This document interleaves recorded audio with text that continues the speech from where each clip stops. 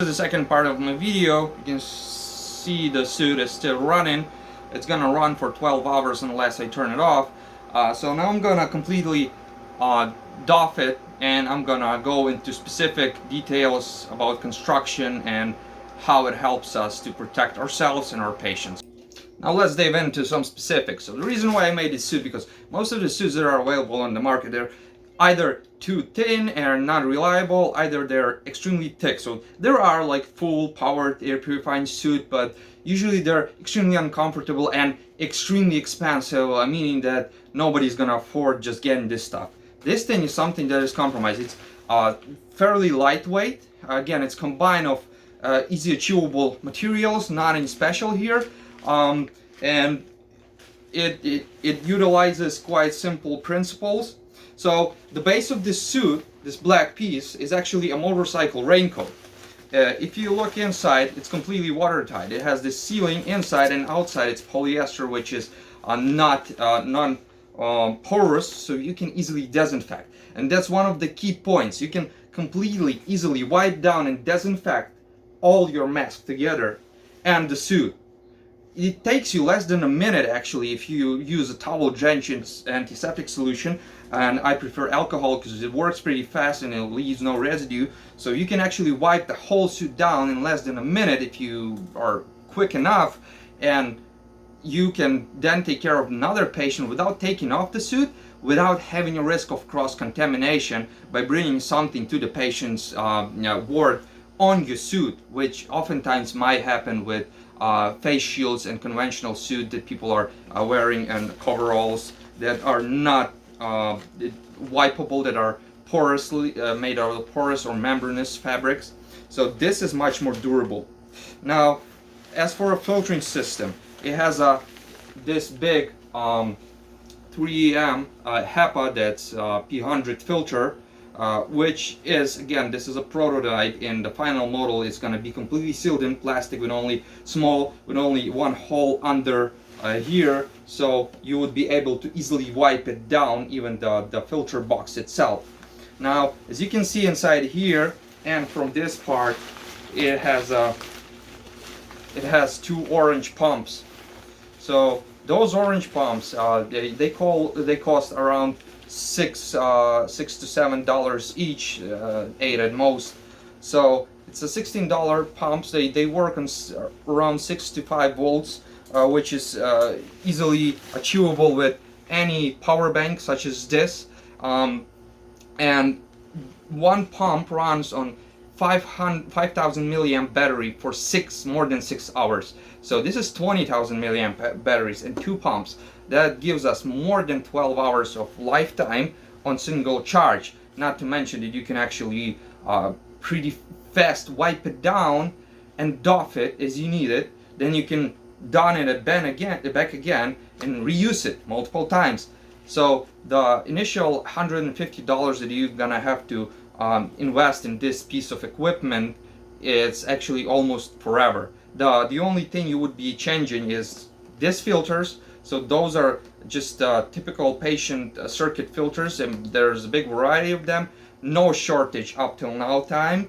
And again, this can run for quite a long time because we have a double system. And this allows us to use smaller hoses than most PAP-Suits use. And those big PAP-Suits hoses, they are actually quite expensive. So using this, this is one 6 feet CPAP hose that is cut in half and just plugged into this mask here. I removed the inner part of the mask, the inner obturator, because it just doesn't help at all, and we don't need it. I had to seal the inlet valves, and there's gonna be what's gonna be in final suit. There's gonna be an extra HEPA filter here, so whatever you breathe out is gonna be filtered as well, reducing the chance of you infecting patient if you are asymptomatic carrier, which happens not that rarely. So going back to the suit, as you see, it has it's fairly durable. It has a big zipper that goes almost to the knee of your right leg. That again allows you easy donning and doffing. It has these zippers and Velcro on the bottom of it, so that allows you to unzip, put the boots in, and then zip it down. And that's actually quite easy to do. And the final model will also help the ventilation for gloves and boots, as meaning you can wear it for actually hours and hours straight without needing to change your inner glove. So as I showed in previous video, when you put your inner glove, you want to put your sleeve over the glove. Thus, it always stays over. And you can change outer glove as much as you want, and you can always disinfect your inner glove, keeping double protection and changing gloves in between patients. And if you, for example, took a test and you want to go back to your desktop, so you can just take the gloves off, quickly spray and disinfect or wipe down the suit, and you're good to go to wherever you need. Again, positioning the filter on the back of this suit helps us to even more reduce risks of contamination inside suit, because whatever patient is gonna sneeze and breathe out is gonna stay mostly in front, and it's gonna drop down as it comes back to you. So again, this suit helps in this part. If it gets punctured, even though it's durable and much more sturdy, even though it's lightweight, it's pretty thin fabric, but still it's much more durable than many membranous suits. As well, if you puncture it, you see that there's a positive pressure inside the suit. So there's a reduced risk of anything getting inside suit, even if it's compromised.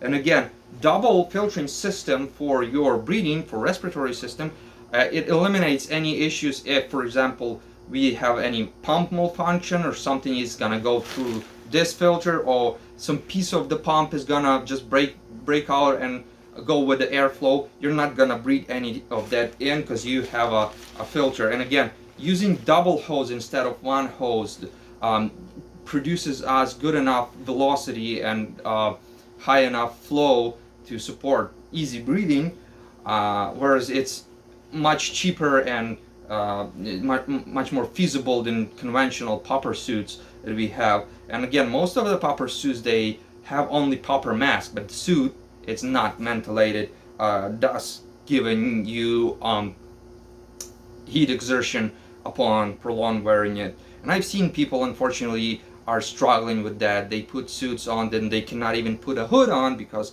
if they do, it's extremely hot. And this suit, well, having a full face mask, eliminates the issue of you getting something, some aerosol under your face shield. It still can go in. It can go through the gloves, through the goggles, or even if it doesn't go, it can sit on your cheeks that are usually visible through the respirator. And as you're gonna be trying to wash your face, you can inoculate the virus. And the last part is reusing single-use disposable filters. Actually gives you it's uncomfortable. It reduces the filtering capacity of filter if you wear it for a prolonged time, breathing air in and out.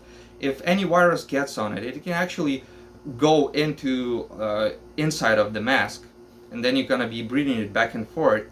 As well, if something stays on the mask and you breathe while you're talking to your patient, you can shed virus on your patient, which is again not good, and it's not gonna help us stop the replication and this pandemic. So many people are kind of hesitating, and before this pandemic occurred, most people would be really hesitant to wear any special personal protective equipment, mostly because it's severely uncomfortable. Even thin gowns, when you put them on, they make you sweat pretty fast. So this suit eliminates discomfort, eliminates breathing difficulty, dramatically reduces any chance of you or your patient getting infected or cross-contaminated, because you can sanitize this. And this is single payment. If you support the suit for yourself, you can wear it for quite a long time. Even if it breaks, you can use, there's many glues available that you can use and glue this fabric, and it's gonna still work because there's positive pressure inside, and you are not dramatically concerned about having airtight seal. So this is what I wanted to share with you.